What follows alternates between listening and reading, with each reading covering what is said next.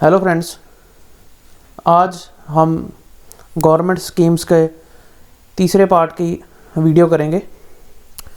पहले दो वीडियोस में हमने पीपीएफ के बारे में समझा कि पीपीएफ क्या स्कीम है। दूसरी वीडियो में हमने समझा सुकन्या समृद्धि अकाउंट। अब आज हम सॉवरन गोल्ड बॉन्ड यानी कि एसजीबी के बारे में समझेंगे कि ये क्या स्कीम है, इसके क्या फ़ायदे हैं, कहाँ से ले सकते हैं, कितने टाइम के लिए होता है, ये सब जानकारी हम इसी वीडियो में लेंगे। तो सबसे पहले समझते हैं कि सॉवरन गोल्ड बॉन्ड क्या है और इसे कौन इशू करता है। तो sovereign gold bond are government securities dominated in grams of gold. ये गवर्नमेंट की सिक्योरिटीज़ हैं जो कि गोल्ड ग्राम्स ऑफ गोल्ड में दी जाती हैं। They are substitutes for holding physical gold. Investor have to pay the issue price in cash and the bonds will be redeemed in cash on maturity. The bonds is issued by Reserve Bank of India on behalf of Government of India. तो sovereign gold bond basically क्या चीज़ है, ये एक government के द्वारा, reserve bank के द्वारा issue किया जाता है कि ये एक पेपर फॉर्म में इशू होता है। जितने ये ग्राम्स में इशू होता है गोल्ड, बेसिकली ये गोल्ड इशू होता है इसमें, पर फिजिकल गोल्ड नहीं होता। ये एक पेपर फॉर्म में गोल्ड इशू होता है। आप पैसे देंगे और इसके बदले में आपको पेपर पे इशू करके रिजर्व बैंक ऑफ इंडिया की स्टैंप लगकर एक पेपर इशू होगा जो कि एज गुड एज गोल्ड माना जाएगा। तो why should I buy sovereign gold bond rather than physical gold, what are the benefits. तो सबसे पहले मन में ये सवाल आता है कि मैं सोवरन गोल्ड बॉन्ड क्यों लूँ, मैं सोना क्यों ना ले लूँ उसके बदले।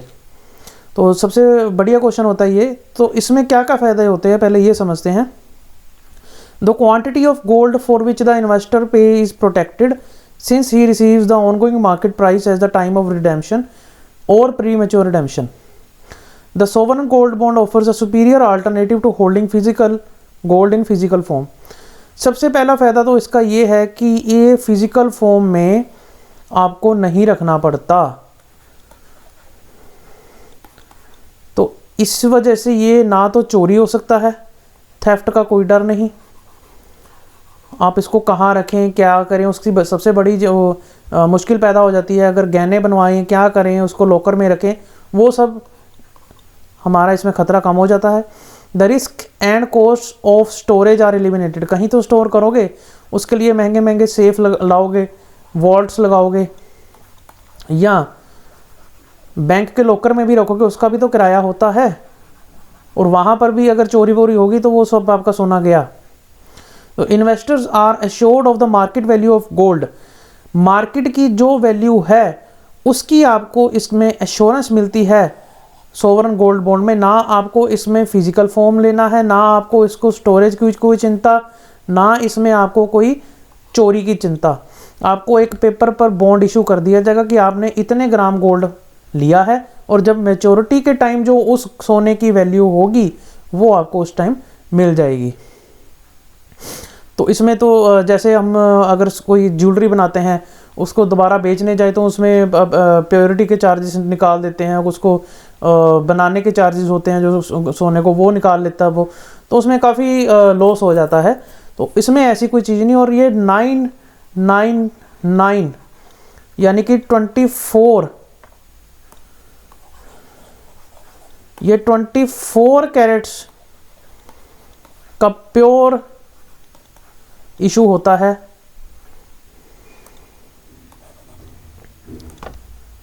प्योर गोल्ड इसमें इशू होता है। बाज़ार में हम किसी से ज्वेलर से लेने जाते हैं तो उसमें हमें डर लगता है यार कहीं इसमें कोई कोट ना मिला दिया हो, कुछ ना कर दिया हो। इसमें ऐसा कुछ नहीं, क्योंकि ये बिल्कुल ही प्योरली पेपर फॉर्म में होता है। तो आर देयर एनी रिस्क, सबसे बड़ा क्वेश्चन है कि क्या इसको खरीदने में, इन्वेस्ट करने में कोई रिस्क है। जी, अगर कोई हम फिजिकल फॉर्म में सोना लेते हैं, जो उसमें रिस्क है वही इसमें रिस्क है। अभी बताओ कि फिजिकल सोना रखने में क्या रिस्क है। अब मैंने तो पहले बोला कि इसको रखने में कोई रिस्क नहीं है। मैं कर रहा हूँ मार्केट की बात। मान लीजिए सोने का रेट कम हो गया इन फ्यूचर, जो कि बहुत कम चांसेस हैं, तो वो फिजिकल सोने का भी वैल्यू कम होगी, और जो गोल्ड बॉन्ड हमने लिया है क्योंकि कंप्लीटली उस टाइम सोने की वैल्यू पर डिपेंड करेगा, तो ये बॉन्ड की भी वैल्यू कम होगी। However the investor does not lose in terms of the units of gold which he has paid. मान लीजिए उसने 10 ग्राम का जो लिया है गोल्ड बॉन्ड, तो ये नहीं कल को उसका 8 ग्राम रह जाएगा या 6 ग्राम रह जाएगा, उसको वैल्यू 10 ग्राम की ही मिलेगी। हाँ, ये हो सकता है कि उस टाइम सोने की वैल्यू कम हो जाए, कि वो जो कि बहुत ही अनलाइकली है, जो कि बहुत मुश्किल है होना ऐसा। तो ये है, ये रिस्क है एक। Who is eligible to invest in sovereign gold bond? क्या मैं एलिजिबल हूँ सोवरन गोल्ड बॉन्ड में इन्वेस्ट करने के लिए? तो आइए देखते हैं। जो बंदा रेजिडेंट है इंडिया का under foreign exchange management act, आप बेसिकली रेजिडेंट होने चाहिए इंडिया के, वो इन्वेस्ट कर सकता है सोवरन गोल्ड बॉन्ड में। एलिजिबल इन्वेस्टर्स क्या होंगे इसमें? इंडिविजुअल भी हो सकता है, कोई एक इंडिविजुअल भी हो सकता है, जैसे आदमी औरत जो को भी है वो इंडिविजुअल हो सकता है। हिंदू अनडिवाइडेड फैमिलीज, ये भी हो सकता है, HUF जिसे कहते हैं। कोई ट्रस्ट भी हो सकती है, यूनिवर्सिटीज़ भी हो सकती हैं, और इवन कि चैरिटेबल इंस्टीट्यूशंस भी सोवरन गोल्ड बॉन्ड को खरीद सकते हैं। तो अगर आप एक इंडिविजुअल हैं या HUF से बिलोंग करते हैं, या कोई ट्रस्ट हैं, या आप एक यूनिवर्सिटी हैं, या आप एक चैरिटेबल इंस्टीट्यूशन हैं, तो आप इसमें खरीदने के लिए एलिजिबल हैं। Individual investors with subsequent change in residential status from the resident to non resident may continue to hold sovereign gold bond till redemption और मेच्योरिटी। मान लीजिए एक बंदा पहले रेजिडेंट था, बाद में NRI हो गया, और उन्होंने रेजिडेंट होते हुए वो सोवरन गोल्ड बॉन्ड खरीदा था, तो वो इवन NRI स्टेटस में भी उसको कंटिन्यू कर सकता है। हाँ, उसने पहले खरीदा हो, बाद में नहीं। तो अगला पॉइंट है कि whether joint holding will be allowed. क्या मैं जॉइंट इसमें ले सकता हूँ? मान लीजिए हस्बैंड वाइफ जॉइंट ले सकते हैं, तो बिल्कुल ये अलाउड है। Can minor invest in sovereign gold bond? क्या एक माइनर भी इसमें इन्वेस्ट कर सकता है? जी हाँ, माइनर भी अंडर गार्डियनशिप, वो गार्डियनशिप के अंडर इसमें ले सकता है, इन्वेस्ट कर सकता है। मान लीजिए आपने किसी अपने बच्चे के नाम पर इन्वेस्ट करना है, गोल्ड इन्वेस्ट करते हैं कई माता पिता उसके बर्थडे पर, तो वो कर सकते हैं, बहुत अच्छी ऑप्शन है ये। What is the minimum and maximum limit for investment? तो भाई सबसे बड़ा क्वेश्चन, मैं कम से कम कितना ले सकता हूँ या ज़्यादा से ज़्यादा कितना ले सकता हूँ? तो भाई कम से कम 1 ग्राम आपको लेना ही होगा, और उसके मल्टीपल में लेना होगा। उसके बाद ये नहीं कि 1.5 ग्राम ले लिया, 1.25 ग्राम ले लिया, एक कम से कम उसके मल्टीपल फिर आप ले सकते हो। और मैक्सिमम जो है आप 4 किलो सोना इसमें ले सकते हो। 4 किलो इंडिविजुअल्स ले सकते हैं, हिंदू अनडिवाइडेड फैमिली भी 4 किलो की एलिजिबल है, और ट्रस्ट और सिमिलर एंटिटीज़, ट्रस्ट हो गई, चैरिटेबल ये होगी, वो 20 किलो तक ये जो है बॉन्ड ले सकती हैं। पर ये जो लिमिट्स हैं कई बार चेंज होती रहती हैं, ये आप गवर्नमेंट की RBI की साइट बार बार चेक कर सकते हैं। फिलहाल जो लिमिट है इस टाइम पे यही है। In case of joint holding, अगर हमने जॉइंट नाम पर लिया है तो जो लिमिट है वो पहले होल्डर पर अप्लाई होगी, सेकंड होल्डर पर नहीं। तो ठीक है, ये क्वेश्चन हो गया। तो अगला है कि can each member of family buy 4 के, मान लीजिए आपके 4 जने हैं परिवार में, तो क्या वो अपने अपने नाम पर 4 किलो ले सकते हैं? भैया आप अगर बहुत अमीर हैं बिल्कुल ले सकते हैं। Yes, each family member can by the bonds in your name if they satisfy. मान लीजिए हस्बैंड ने 4 किलो ले लिया, उसकी वाइफ भी 4 किलो ले सकती है, उसके बच्चे भी 4 किलो ले सकते हैं, जितने भी हैं उसके माता पिता भी 4 किलो ले सकते हैं। हाँ, आप ले जरूर लीजिए, आपका पैसा वाइट में होना चाहिए। अगर पैसा वाइट में नहीं है तो भाई इनकम टैक्स की निगाह में आ जाओगे, तो फिर भाई आप गए। तो कैन एन इन्वेस्टर और ट्रस्ट बाय 4 kg और 20 kg वर्थ, क्या हर साल वो सोवरन गोल्ड बॉन्ड इतना ले सकता है? 4 kg, 20 kg जो भी इनकी है। यस, एन इन्वेस्टर और ट्रस्ट कैन बाय 4 किलो या 20 kilo worth of gold every year at the ceiling has been fixed on a physical year. ये जो लिमिट है 4 किलो इंडिविजुअल की, 20 किलो ट्रस्ट की, ये पर ईयर है, एक साल में आप इतना ले सकते हैं। तो what is the rate of interest and how will the interest be paid. Rate of interest क्या है, हाँ ये बहुत अच्छा पॉइंट है। आरबीआई सिर्फ आपको फ्यूचर की मार्केट वैल्यू नहीं देगी गोल्ड की मैच्योरिटी के बाद, हर साल 2.5% पर एनम का ब्याज भी देगी। फिक्स, ये फिक्स है, 2.5% देना ही देना है इसने। मान लीजिए 4 ग्राम का लिया तो 4 ग्राम को जो 2.5% बनता होगा वैल्यू का, वो आपको हर साल छिमाही, हर 6 महीने बाद 2.5% के हिसाब से ब्याज मिलेगा आपको। Interest will be credit semi annually, मतलब 6 महीने बाद डलेगा to the bank account of the investor and the last interest will be payable on maturity along with the principal.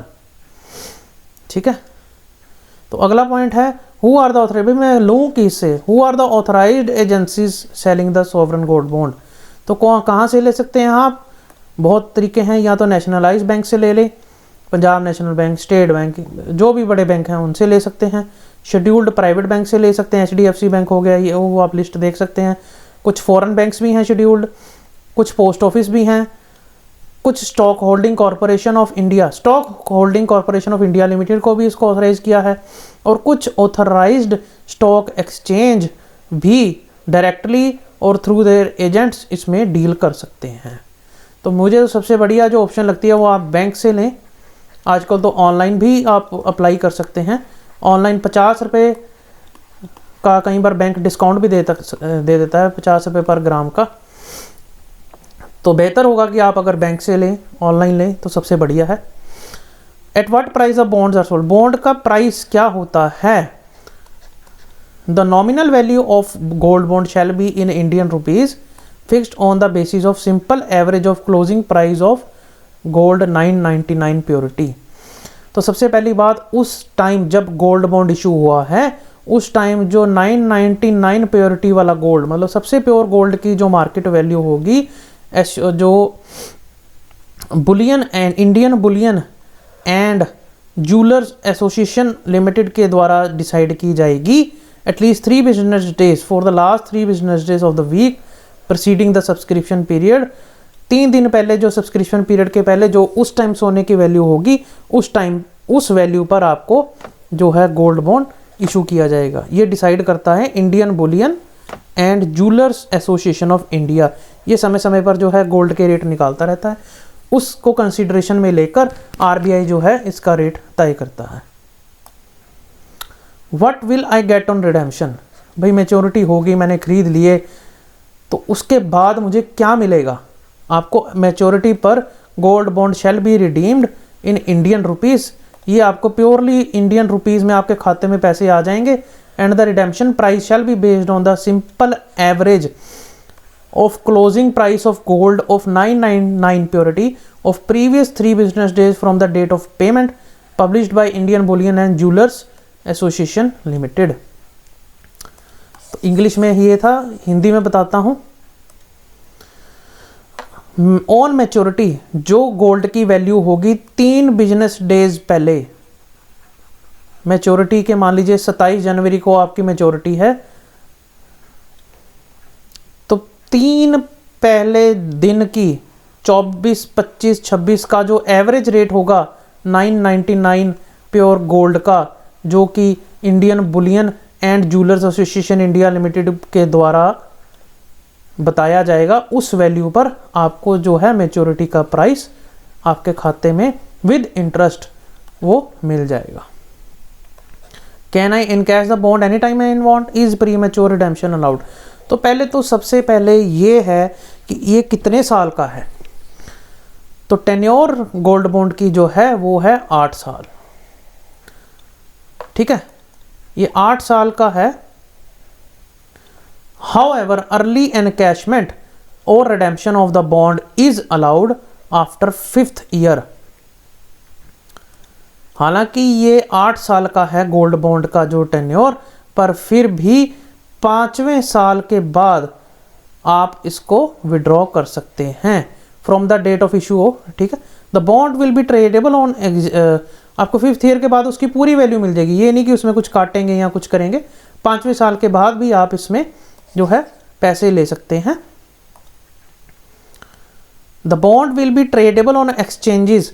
देखिए 2 तरह के इसमें होते हैं, गोल्ड बॉन्ड, एक तो आपको मिलेगा फिजिकल फॉर्म में, पेपर फॉर्म में, या आपको मिलेगा डीमैट फॉर्म पर। जो डीमैट फॉर्म में हम लेंगे वो हम उसको शेयर मार्केट या कुछ में एक्सचेंज ट्रेड भी कर सकते हैं। जैसे कि नॉर्मल हम शेयर्स ट्रेड करते हैं वैसे ही हम ये ट्रेड कर सकते हैं। It can also be transferred to any other eligible investor. वो जो डीमैट फॉर्म वाले गोल्ड बॉन्ड हैं ये हम ट्रांसफ़र भी कर सकते हैं किसी एलिजिबल इन्वेस्टर को, वो ट्रांसफरेबल होते हैं। फिजिकल वाले जो होते हैं वो ट्रांसफरेबल नहीं होते। What do I have to do if I want to exit my investment? मैंने एग्जिस्ट करनी है अपनी इन्वेस्टमेंट, मुझे नहीं अब चाहिए, मैंने अप्लाई किया था, तो मैं कैसे कर सकता हूँ वो? तो इसका सबसे बड़ा यह तरीका है, in case of premature redemption investors can approach the concerned bank, post office या जहाँ से भी लिया है आपने, before 30 days before the coupon payment date. अभी भाई ये कूपन पेमेंट डेट क्या है? जिस तारीख को आपके गोल्ड बॉन्ड लेंगे तो उस पर आपके लिखा होगा कि आपको ये फलानी तारीख, मान लीजिए 16 सितंबर और उसके 6 महीने बाद 16 मार्च को आपको इंटरेस्ट जो 2.5% इंटरेस्ट है वो आपके खाते में होगा, डलेगा। इस 16 सितंबर के 30 दिन पहले, कम से कम 16 मार्च या 16 सितंबर के 30 दिन पहले 30 डेज बिफोर आपको बैंक या पोस्ट ऑफिस जहाँ से भी आपने ये गोल्ड बॉन्ड लिया है वहाँ जाना पड़ेगा। वहाँ एक रिक्वेस्ट फॉर्म देंगे, एक फॉर्मेट होता है, बैंक वो आपका गोल्ड बॉन्ड और वो फॉर्म जो है वो आपका रीज़न लिखकर वो आगे अपनी जो गोल्ड बॉन्ड को डील करता है उस सेल को भेजेंगे और आपके कुछ ही समय में खाते में पैसे आ जाएंगे। Request for premature redemption can only be entertained if the investor approaches the concerned bank or post office at least 1 day before the coupon payment date. The proceeds will be credited to the customers bank account provided at the time of applying. ठीक है, तो 30 दिन पहले वो पहुंचेगा, 30 days before उसको पहुंचना पड़ेगा कम से कम बैंक, तब वो रिक्वेस्ट डालेंगे, तब उसके जो खाते में पैसे आ जाएंगे। Can I use the securities as collateral for loans? क्या मैं ये जो शेयर अपने गोल्ड बॉन्ड खरीदा है उसको एज अ कोलेटरल भी यूज़ कर सकता हूँ लोन लेने के लिए? जी हाँ, आप बिल्कुल ले सकते हैं। मान लीजिए आपने बैंक से लिया है तो वही बैंक आपको इसमें लोन दे देगा। The loan to value ratio will be same as applicable to ordinary gold loan. जहाँ जो जैसे ऑर्डिनरी गोल्ड लोन में जो भी लोन टू वैल्यू रेशियो होती है उसी हिसाब से इसमें आपको लोन मिल जाएगा।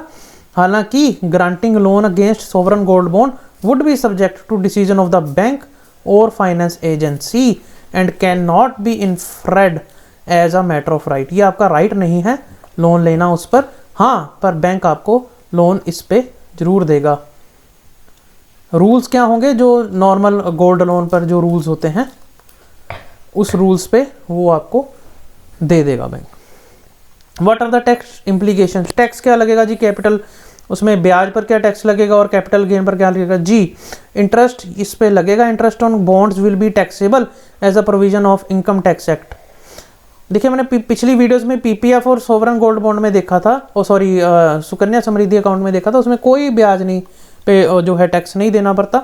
पर इसमें सोवरन गोल्ड बॉन्ड में आपको इनकम टैक्स भी देना होता है। हालांकि कैपिटल गेन्स टैक्स जो है सोवरन गोल्ड बॉन्ड पर वो इंडिविजुअल के केस में सिर्फ वो एग्जेम्प्ट कर दिया गया है।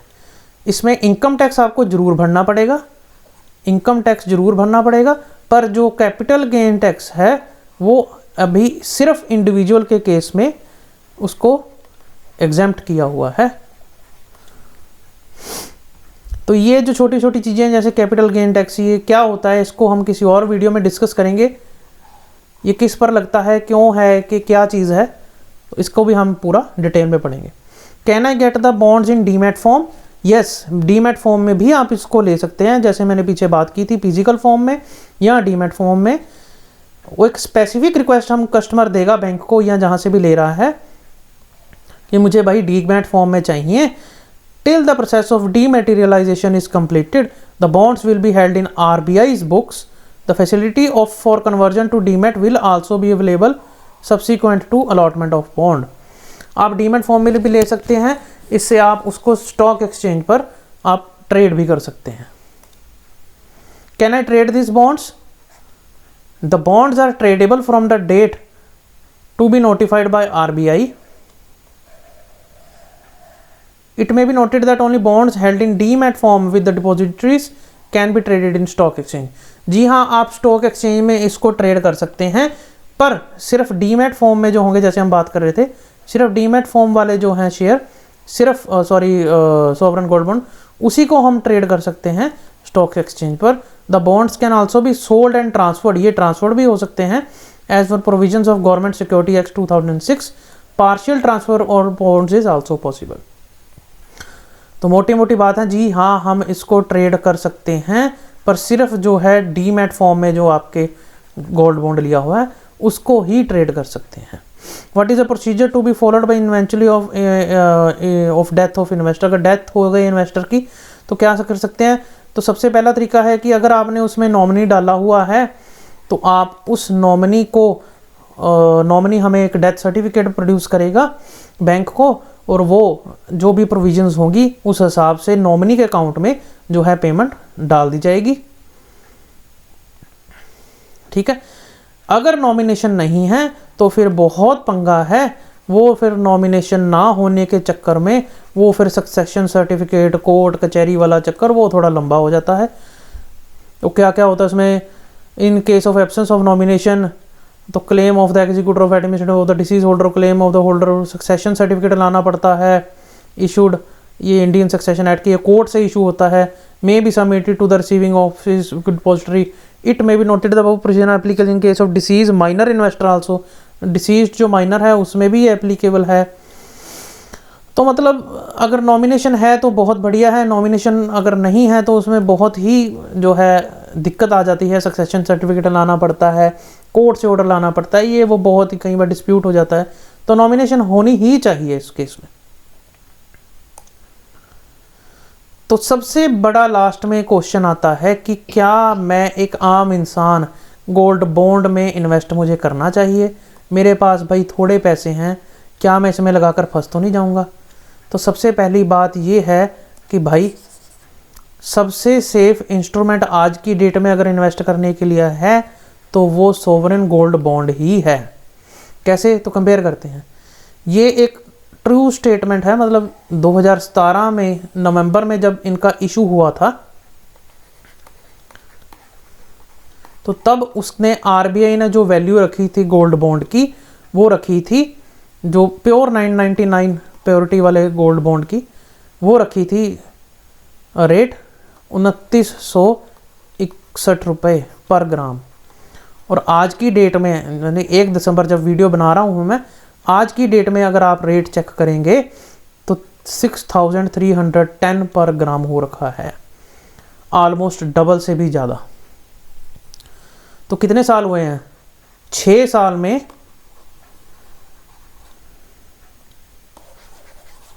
तो मात्र 6 साल में, इन अ मैटर ऑफ 6 ईयर्स, ये जो है